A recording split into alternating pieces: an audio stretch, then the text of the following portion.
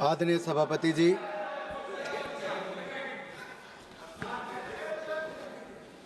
आज मैं राष्ट्र हित, राष्ट्र सुरक्षा और राष्ट्र स्वाभिमान के एक बहुत महत्वपूर्ण विषय पर बोलने के लिए उपस्थित हुआ हूं। मैं अपनी पार्टी का आभार प्रकट करता हूं कि जिन्होंने मुझे बोलने का अवसर दिया। मैं जो कहने जा रहा हूं वो केवल मेरे व्यक्तिगत विचार नहीं, कोई मेरी पार्टी या मेरी सरकार के ही केवल विचार नहीं, ये 140 करोड़ भारतीयों की जनमानस की ये भावना है। सबसे पहले तो हम भारतीय सेना के वीर सैनिकों के वीरता, पराक्रम और उनके अदम्य साहस को सैल्यूट करते हैं पूरे सदन की ओर से। यही नहीं, भारत ने लगातार, माननीय प्रधानमंत्री मोदी जी ने हर बार शांति का प्रयास और शांति का हाथ बढ़ाया, लेकिन पाकिस्तान ने हर बार आतंक का रास्ता अपनाया।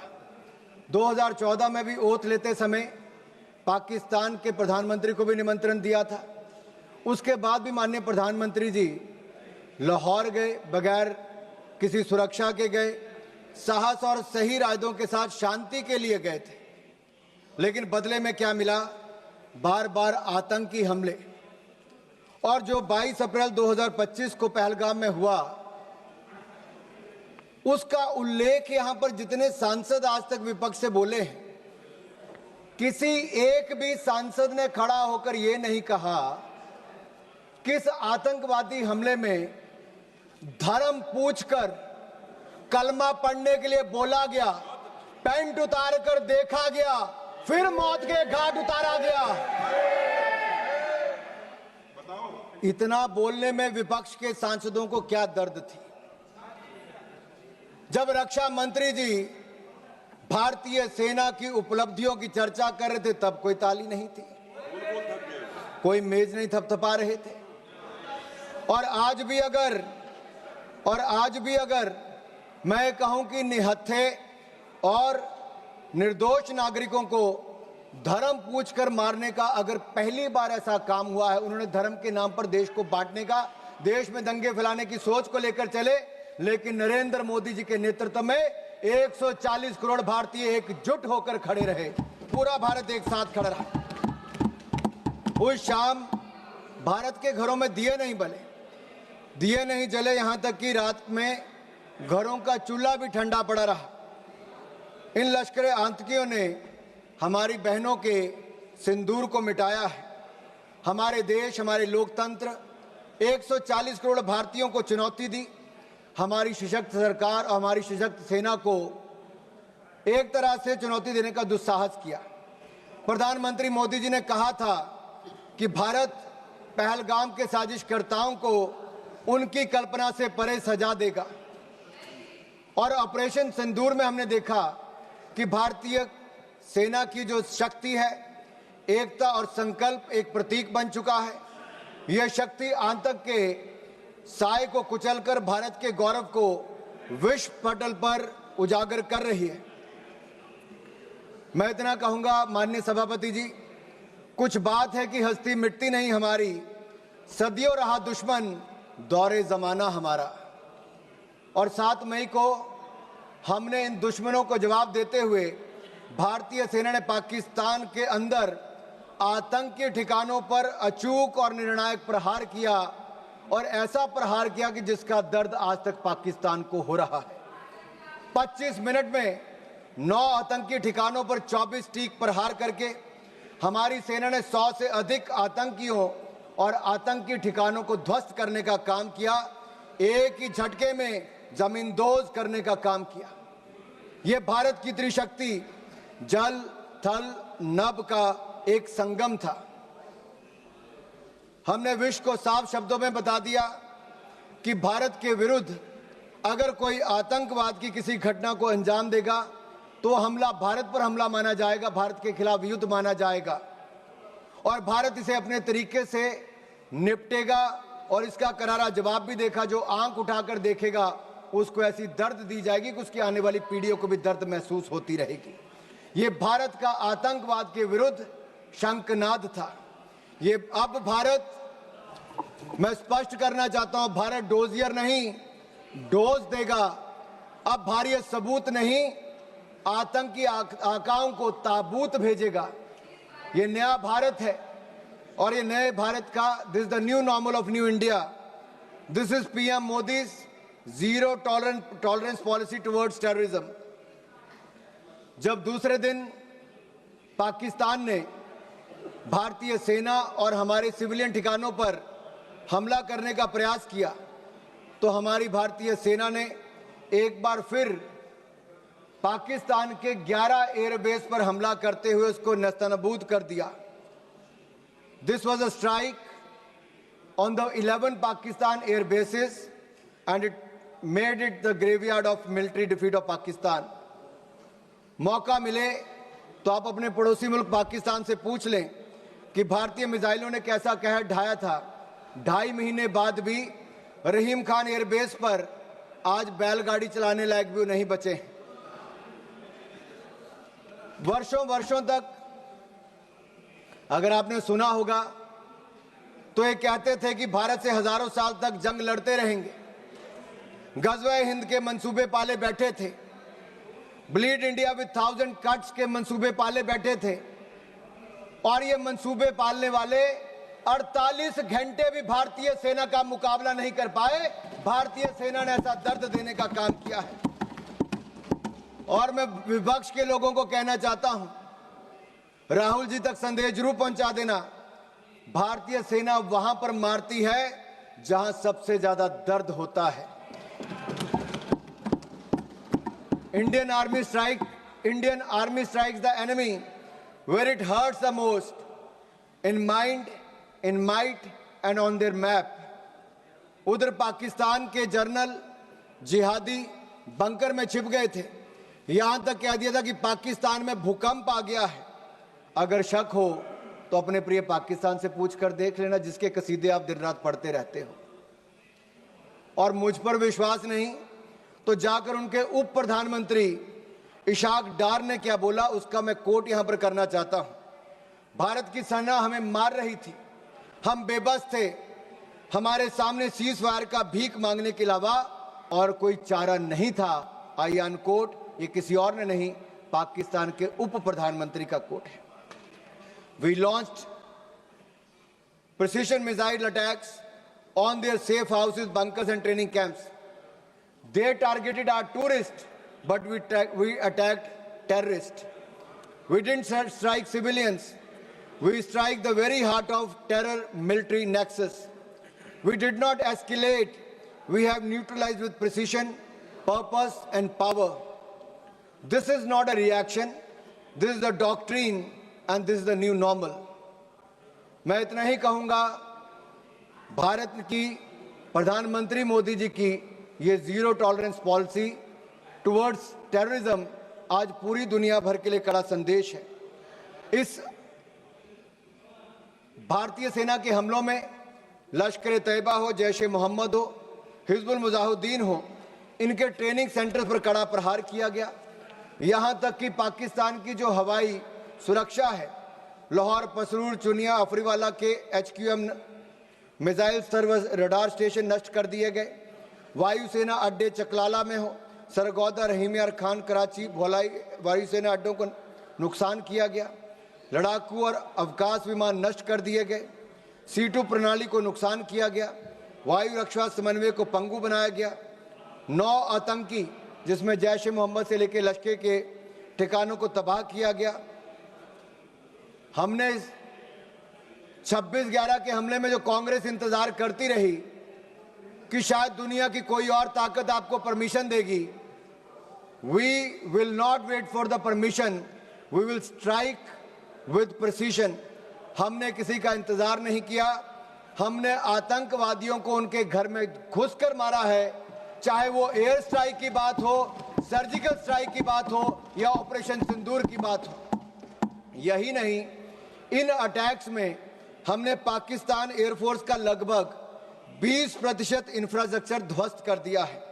11 एयरफोर्स को हमने मात्र 3 घंटे में नेस्तनाबूद कर दिया। पहली बार है कि दुनिया के किसी न्यूक्लियर कंट्री के एयरफोर्स के कैंप्स को नष्ट करने का काम किया तो भारतीय सेना ने वो भी करके दिखाया है। यही नहीं, 26/11 के हमले में जिस स्थान से उन आतंकवादियों को ट्रेनिंग दी जाती थी, उन आतंकवादी ठिकानों को भी हमने ध्वस्त किया, मोस्ट वांटेड टेररिस्ट को भी हमने मारा और उनके आकाओं को भी मौत के घाट उतारने का काम किया तो भारतीय सेना ने किया। केवल आतंकियों को ही नहीं, पाक भोलारी एयरबेस में 50 से ज्यादा लोग मारे गए, जिसमें पाकिस्तान स्क्वाड्रन लीडर उस्मान यूसुफ को भी और 4 एयरमैन को भी मौत के घाट उतारने का काम भारतीय सेना ने किया।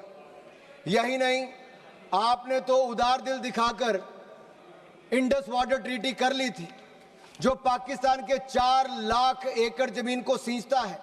भारत का 80% पानी वहां पर चला जाता है। 23 करोड़ पाकिस्तानियों को पानी के पीने की व्यवस्था वहां से मिलती है। लेकिन मोदी जी ने कहा कि water and blood can't flow together, terror and talk can't go together, और हमने इंडस वाटर ट्रीटी को सस्पेंड कर दिया है। जो आप इतने सालों तक नहीं कर पाए, वो नरेंद्र मोदी की सरकार ने, नरेंद्र मोदी जी ने करके दिखाया है। यही नहीं, ऑपरेशन सिंदूर में विश्व ने भारतीय सेना का शौर्य देखा और हथियारों की मारक क्षमता को भी देखा है। Made in India weapons have one battlefield validation and India has displayed its cutting edge defense technology to the world. हमारी मारक क्षमता और टेक्नोलॉजिकल सुपीरियरिटी ने पाकिस्तान और चीन सहित अन्य देशों को, आप में से कुछ विपक्ष के सांसदों ने कहा कि दूसरी तरफ चीन भी था, टर्की भी था, पाकिस्तान भी था। अरे ये स्पष्ट उदाहरण है आप सबके लिए, चाहे चीन था, टर्की था, पाकिस्तान था, अकेला भारत और भारतीय सेना तीनों पर भारी पड़ी है। यह दिखता है भारतीय मेक इन इंडिया प्रोडक्ट्स भी कैसे भारी पड़े हैं। और यही नहीं, मैं आज कहूंगा कि India's operation during operation Sindoor reflects 21st century evolution of aerial decoys and psychological dominance. This is just not warcraft, it is Minecraft. India has displayed a textbook case of aerial combat. इस कार्रवाई को सैन्य इतिहास में text book precision warfare कह रही है। Thailand air force university इसे सैन्य रणनीति की टेक्स्ट बुक में शामिल करने की बात कह रही है। दुनिया इसे text book counter terrorism doctrine के रूप में देख रही है। और एक ऑपरेशन सिंदूर से आज दुनिया भर में पता चल गया कि भारत की ताकत क्या है और जो आज के वॉरफेयर में भारत की नई टेक्नोलॉजी ने कैसे काम किया है। आप पूछ रहे थे पिछले 10 सालों में क्या हुआ। दीपेंद्र हुड्डा जी कह रहे थे कि भारतीय सेना के बजट को क्या हुआ डिफेंस के। माननीय निर्मला सीतारमण जी यहां पर है, रक्षा मंत्री जी हैं, पूर्व रक्षा मंत्री भी हैं, आज वित्त मंत्री हैं, राजनाथ जी हैं, रक्षा मंत्री हैं। मोदी सरकार में 2.5 लाख करोड़, आपके समय 2013-14 में डिफेंस बजट था, 2.5 लाख करोड़ से बढ़कर 6,22,000 करोड़ रुपया बजट कर दिया है। अरे आप 6,81,000 करोड़ रुपया बजट कर दिया है, दुगने से ज्यादा कर दिया, 3 गुना कर दिया है। और आप अपने गिरेबान में झांक कर देखिए, 10 साल आपने सेना को बुलेट प्रूफ जैकेट तक नहीं दी। नरेंद्र मोदी जी की सरकार में मात्र 3 सालों में 2 lakh bullet proof jacket make in India बनाकर हमने दी है। आपने 10 सालों में नहीं, 30 सालों में आपने 1 रैंक 1 पेंशन नहीं दिया। नरेंद्र मोदी जी की सरकार ने 1 रैंक पेंशन की मांग को भी पूरा किया है। और यही नहीं, मैं आपको बताना चाहता हूं, अटल जी की सरकार में देखिए, आपके समय 48 में, 62 में, 65 में, 71 की लड़ाइयां हुई, लेकिन सेना के जवानों का पार्थिव शरीर उनके घरों तक नहीं जाता था। अटल बिहारी वाजपेयी जी की सरकार बनी, तब जाकर पार्थिव शरीरों को उनके घर तक पहुंचाने का काम किया। तो अटल बिहारी वाजपेयी की सरकार ने, भारतीय जनता पार्टी की सरकार ने किया।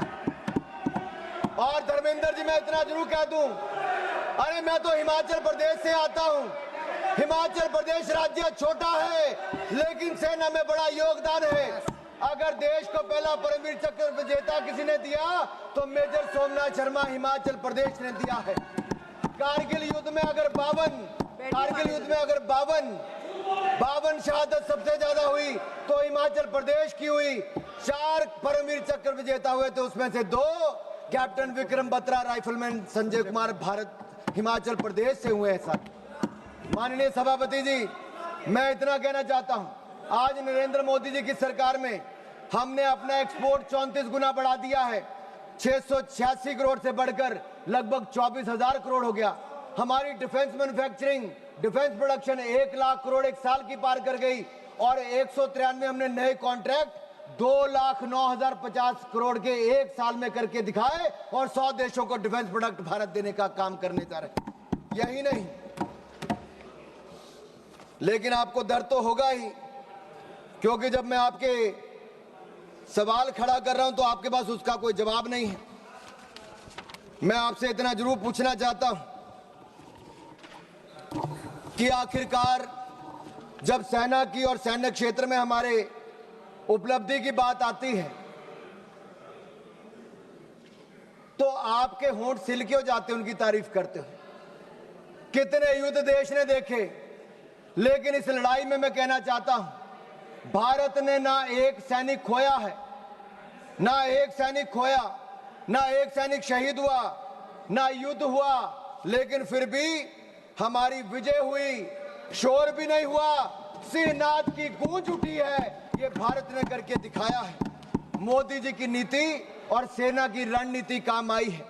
प्रधानमंत्री मोदी जी के बारे में ये कहूंगा, जब वो मुख्यमंत्री भी नहीं थे, उस समय हिमाचल के प्रभारी थे। कारगिल के युद्ध में वो उस समय भी सेना के जवानों का हाल पूछने कारगिल गए थे, और जब से वो प्रधानमंत्री बने हैं, हर दिवाली सेना के जवानों के साथ मनाने का काम प्रधानमंत्री मोदी ने किया है। सेना को सशक्त भी किया। और मैं एक बात कहूंगा, एक और भारत की सेना पाकिस्तान को कड़ा जवाब दे रही थी, लेकिन दूसरी ओर आप लोग क्या कर रहे थे? राहुल गांधी जी क्या कर रहे थे? सबूत मांग रहे थे और साथ ही साथ कवर फायर भी दे रहे थे। कवर फायर किसको दे रहे थे, ये आपको पूछना पड़ेगा। आपने कहा कि हमने सरेंडर कर दिया। हमने स्पष्ट किया है कि जब तक हमने ऑपरेशन और मिलिट्री ऑब्जेक्टिव पूरा नहीं किया, तब तक हमने सीजफायर नहीं किया था, और तीसरे पक्ष की मध्यस्थता को हमने पहले नकार दिया था। और यही नहीं, एक बात तो मैं आपको स्पष्ट कर देना चाहता हूं, आज भारत का दूसरा सबसे लंबे समय तक प्रधानमंत्री के पद पर रहने वाला कोई व्यक्ति है तो उनका नाम नरेंद्र मोदी है। 2001 से लेकर 2025 तक, मुख्यमंत्री से लेकर प्रधानमंत्री तक, 25 साल में एक दिन की भी छुट्टी लिए बिना देश के लिए हर पल जीने का काम करने वाले नरेंद्र मोदी हैं। आपने भारत की सेना पर प्रश्न चिन्ह खड़ा किया है। मैं इतना कहूंगा, हम दुनिया का सबसे बड़ा लोकतंत्र है, दुनिया की चौथी बड़ी अर्थव्यवस्था है, दुनिया के सबसे लोकप्रिय प्रधानमंत्री नेता हमारे पास हैं। भारत को झुकाने वाला कोई कमाई का लाल पैदा नहीं हुआ जो झुका सके। भारत को कोई झुका सके ऐसा किसी में दम नहीं। भारत से विश्व है, हम किसी से कम नहीं, हम किसी से कम नहीं। आदरणीय सभापति जी, भारत 2.5 मोर्चे पर लड़ाई लड़ रहा था। 2 मोर्चे तो सबको पता है, लेकिन ये जो आधा मोर्चा है ना, उस आधे मोर्चे में एक राहुल ऑक्युपाइड कांग्रेस भी है। राहुल ऑक्युपाइड कांग्रेस क्या, मैं बताऊंगा।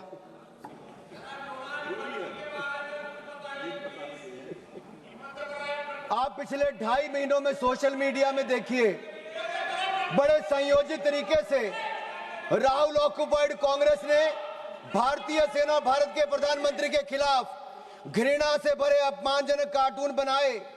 इसी कांग्रेस पार्टी ने, राहुल ऑक्युपाइड कांग्रेस ने आर्मी चीफ को सड़क का गुंडा कहने का काम किया।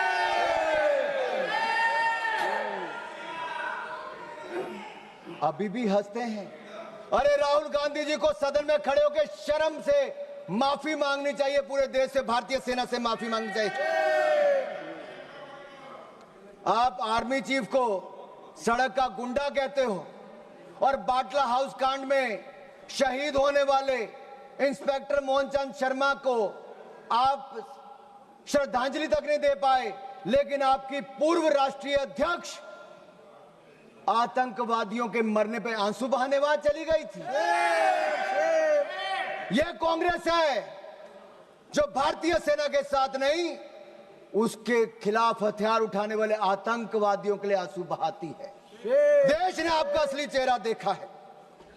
इससे बड़ा पाप और क्या हो सकता है कि आपने भारत को अपमानित और पराजित करने वाले राष्ट्र साबित करने में कोई कसर नहीं छोड़ी।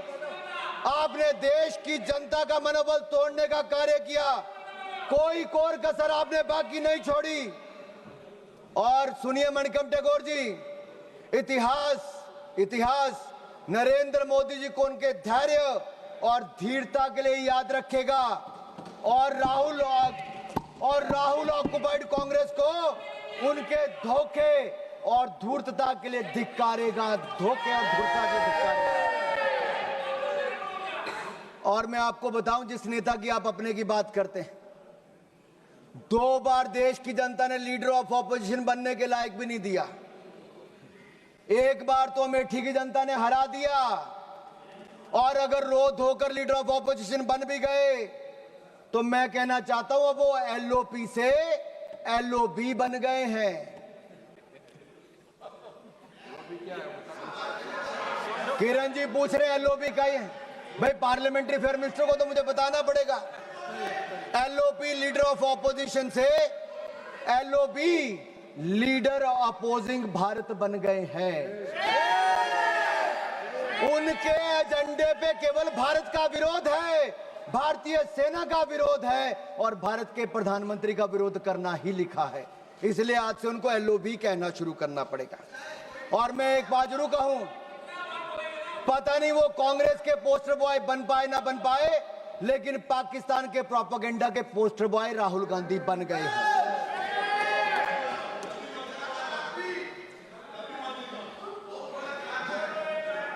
आपकी दुआ स्वीकार हो। अब माननीय सभापति जी, आज सदन ने ऑपरेशन सिंदूर पर चर्चा करनी थी, लेकिन कांग्रेस के नेताओं में होड़ लगी थी कि कौन पाकिस्तान का सबसे सगा, सबसे प्रिय उभर कर सामने आए। और एक पूर्व गृह मंत्री ने जो कल इंटरव्यू दिया, उस इंटरव्यू में साफ देखने को मिलता है, वो कहते अगर पाकिस्तान का हाथ इसमें नहीं दिखता है तो आप कैसे कहते हो कि पाकिस्तान से टेररिस्ट आए थे। ये लोग कभी हिंदू आतंकवाद कहते हैं, कभी पाकिस्तान को बचाने के लिए आते हैं। कांग्रेस पार्टी में पाकिस्तान के इतने बड़े बड़े एडवोकेट आज हैं कि पाकिस्तान अपनी पैरवी बाद में करता है, कांग्रेस के नेता उनकी पैरवी करने के लिए पहले खड़े हो जाते हैं। और मैं इतना जरूर कहूंगा, पाकिस्तान सेना और पाकिस्तान सरकार लश्करे राहुल के बयानों को अपने पक्ष में इस्तेमाल कर रही है।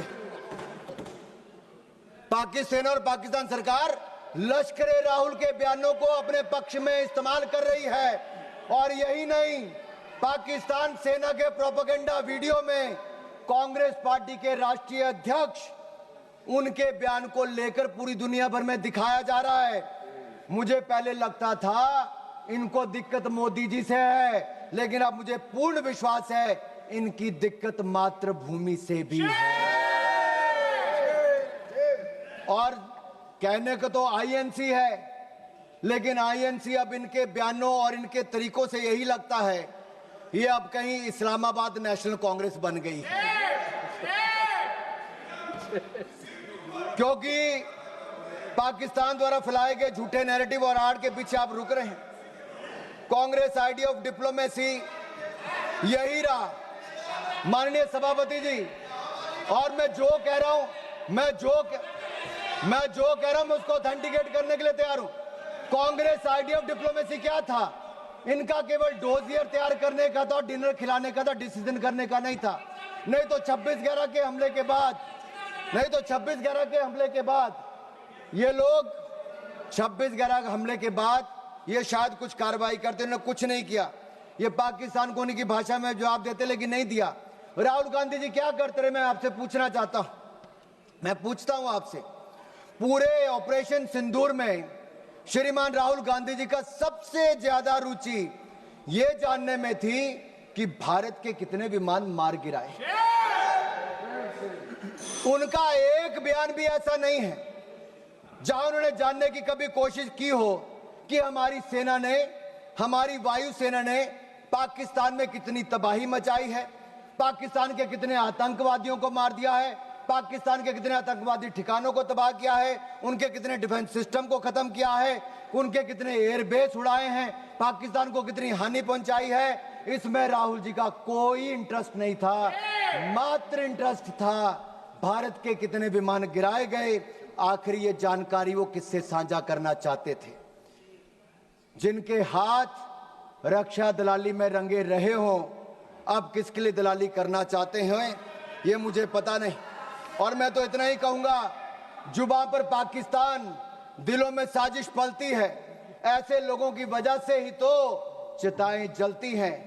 देश को लूटकर जो अपने महल बनाते हैं वो इतिहास में गद्दार कहलाते हैं, गद्दार कहलाते हैं। ऑपरेशन सिंदूर पे मैं कहूंगा हमारी सेना ने तो किया, वो दुनिया ने देखा, लेकिन उसके ठीक बाद प्रधानमंत्री मोदी जी आदमपुर एयरबेस पर गए और अपनी सेना का मनोबल बढ़ाने का काम भी किया। तो नरेंद्र मोदी जी ने किया। फेक प्रोपेगेंडा चलाया जा रहा था कि आदमपुर एयरबेस खत्म कर दिया। अगर खत्म हो गया तो प्रधानमंत्री कैसे उतरते? S-400 पीछे खड़ी दिखती थी, आपकी आंखों में, आपके चश्मे नहीं दिख रही होगी, दुनिया ने देखा है। यही नहीं, मैं आपको यह कहना चाहता हूं, न्यू रूल ऑफ एंगेजमेंट में हमने तय कर दिया है कोई भी आतंकवादी घटना को एन एक्ट ऑफ वॉर माना जाएगा। मैडम मैं 5-7 मिनट और लूंगा, मेरे जो टाइम मुझे पार्टी ने दिया, मैं 5-7 मिनट, किरण जी भी यहां पर हैं। और न्यूक्लियर ब्लैकमेल की जब बात चलती है, अटल बिहारी वाजपेयी जी ने भी स्पष्ट कर दिया था और नरेंद्र मोदी जी की सरकार ने तो कह ही दिया है। हमने एस्केलेशन भी नहीं की, हमने केवल आतंकवादी ठिकानों को प्रहार किया। लेकिन जब पाकिस्तान ने हमारे सेना या सिविलियन ठिकानों पर प्रहार करने का प्रयास किया तो हमने ऐसा जवाब दिया है कि कांग्रेस नहीं, पाकिस्तान सदा याद रखिए, गलती से। मैं जहां तक सिंधु डैम की बात है, इंडस वाटर ट्रीटी को हमने सस्पेंड किया है।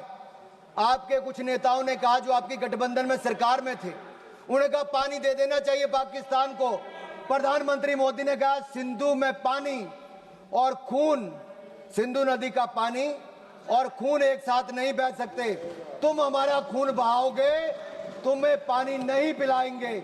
मैं इतना जरूर कहूंगा, पाकिस्तान चाहे जितना मर्जी सिर पटक ले, नाक रगड़ ले, सिंधु डैम के गेट नहीं खुलेंगे, नहीं खुलेंगे। आदरणीय सभापति जी, जो प्रतिनिधि मंडल माननीय प्रधानमंत्री मोदी जी ने दुनिया भर में भेजे, वो 7 प्रतिनिधि मंडल में एक मुझे भी जाने का अवसर मिला। सुप्रिया जी हमारा नेतृत्व कर रही थी। और मैं सदन में एक बात जरूर कहना चाहता हूं, ये जो प्रतिनिधि मंडल थे, ये किसी दल या किसी विचारधारा का प्रतिनिधित्व नहीं कर रहे थे, हम राष्ट्र का प्रतिनिधित्व कर रहे थे। हमारे मत अलग हो सकते हैं, हाँ, हम में मतांतर हो सकता है, मत भिन्नता हो सकती है, मन का भेद हो सकता है, लेकिन जब राष्ट्र का प्रश्न हो तब हम एक हैं, हम एक मत हैं, हम भारत के पक्ष में हैं, हम सबके लिए राष्ट्र सर्वोपरि है। और मैं कह सकता हूं कि 7 के 7 प्रतिनिधि मंडलों में किसी भी दल का कोई भी सांसद होगा, उसने दलगत राजनीति से ऊपर उठकर देश की बात की। आज पूरे सदन की ओर से मैं उनका धन्यवाद करता हूं, उनको नमन करता हूं। हम सिर्फ 5 मिनट में खत्म कर रहे हैं। एक मिनट में कर लीजिए। मेरा 2 पॉइंट इंपॉर्टेंट है, इसको लेना जरूरी है। सिर्फ 2 पॉइंट इंपॉर्टेंट, एक इसमें हमने हासिल क्या किया और दूसरा सरेंडर विषय है। मैं इतना कहूंगा, अंतर्राष्ट्रीय मंच पे हम किसी का साथ लेने नहीं गए थे। भारत ये बताने गया था कि भारत अपने दम पर आतंकवादी के आकाओं को मुंह तोड़ जवाब दे सकता है, और हमने मुंह तोड़ जवाब दे दिया है। हम फर्स्ट हैंड इंफॉर्मेशन देने गए थे, किसी का सहयोग मांगने नहीं गए थे। और 193 देशों में से 190 देशों ने एक साथ इन आतंकवादी हमलों की निंदा की है, ये नरेंद्र मोदी जी का दिखाता है। और यही नहीं, मुस्लिम देशों में भी पाकिस्तान को अलग थलग करने का काम किया, आतंकवाद के खिलाफ एक वैश्विक माहौल बनाया।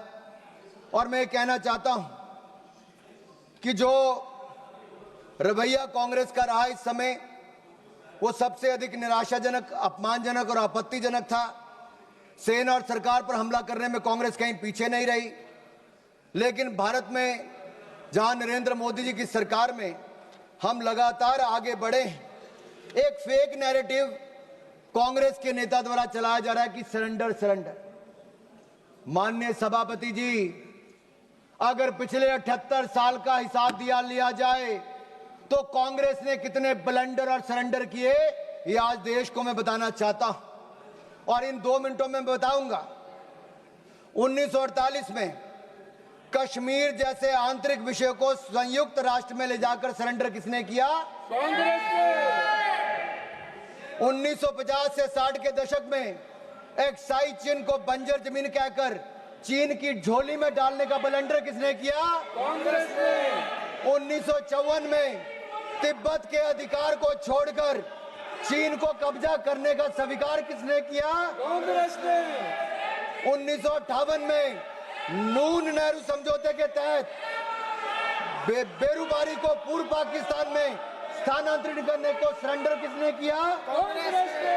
1960 में पंजाब के सरजा माजरा, रख हरदीप सिंह, पठान के, सुलेमान के, चक लोधी को पाकिस्तान को सौंपकर सरेंडर किसने किया? कांग्रेस ने। 1960 में सिंधु जल संधि के तहत पाकिस्तान को $174 मिलियन, आज के 14,000 करोड़ के बराबर, ये सरेंडर किसने किया? कांग्रेस ने। माननीय सदस्य प्लीज। 1963 में पाकिस्तान ने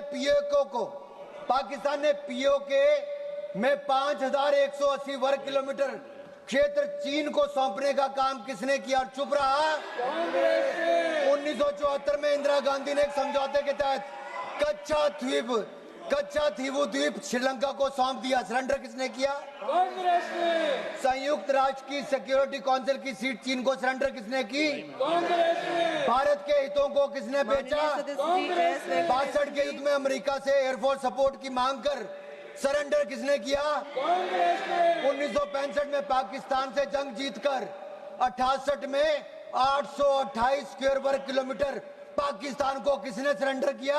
कांग्रेस ने। 1970 की जंग में पाकिस्तान के 93,000 सैनिक भारत के 56 सैनिक लिए बिना माननीय என்னுடைய வணக்கத்தை தெரிவித்துக் கொள்கின்றேன்.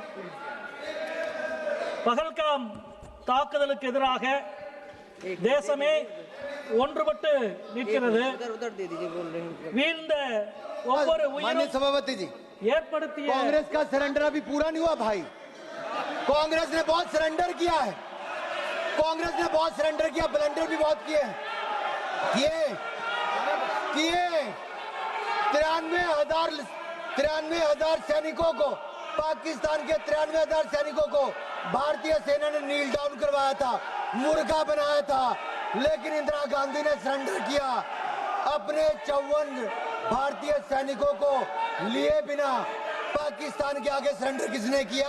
कांग्रेस ने। ताशकंद समझौते में हाजी पीर दर्जे जैसे अति महत्वपूर्ण रणनीतिक क्षेत्र को पाकिस्तान को वापस देकर सरेंडर किसने किया? कांग्रेस ने। पाकिस्तान को न्यूक्लियर टेक्नोलॉजी ऑफर कर दुश्मन से हाथ मिलाने का सरेंडर किसने किया? कांग्रेस ने। 1984 में इंदिरा गांधी ने पाकिस्तान के कौटा परमाणु संयंत्र पर हमला करने से इनकार कर दिया, सरेंडर किसने किया? कांग्रेस ने।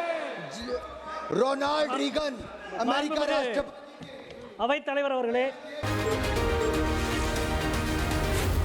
Zee